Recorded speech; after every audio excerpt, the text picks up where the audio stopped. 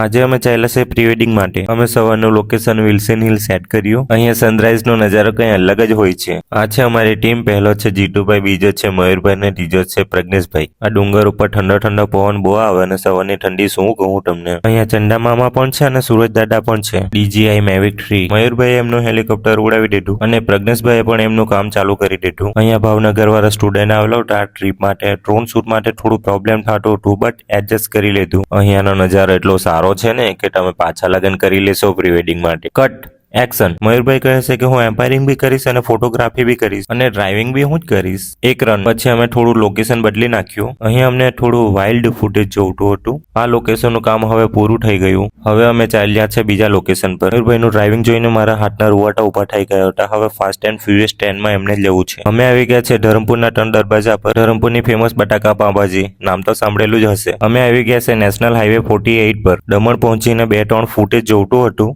પછી નીકળી આવ્યા નારગોલ માટે। નારગોલ જવા પહેલા અમને 2-3 ફૂટેજ જોઈતું હતું પથ્થરો ઉપર તો અમે આવી ગયા બીજી જગ્યા। ત્યાં અમે 2-3 ક્લિપ લીધી પછી નીકળી આવ્યા નારગોલ। નારગોલ પહોંચીને કોફી પીધી અને થોડું રેસ્ટ લીધું પછી લાગી ગયા બીજા ફૂટેજની તૈયારી પર। આ નારગોલનું સનસેટ જોઈને મને એવું લાગે કે અહીંયા એક લેન્ડ લઈને મારું એક ઘર બનાવી લઉં। અહીંયાનું શાંત વાતાવરણ કેટલું મસ્ત લાગે ને। અહીંયાથી જવાનું મન નથી થતું। આ છું મેં વિડીયો પૂરા થયા પછી ભૂલી નહીં જતા મને। આ સન, બોટ, પાણી, બીચ શું કહું તમને મારી ફિલિંગ। પ્રજ્ઞેશભાઈ એના કામ પર, હું મારા કામ પર અને સૂર્યાસ્ત એના કામ પર। તમે આ પ્રી વેડિંગનું રિઝલ્ટ જોવા માંગતા હોય ને તો મને ફોલો કરવાનું ભૂલતા નહીં। મળીએ બીજા ટોપિક પર બીજા વિડીયોમાં। ત્યાં સુધી બાય। અમે પણ નીકળીએ ઘરે।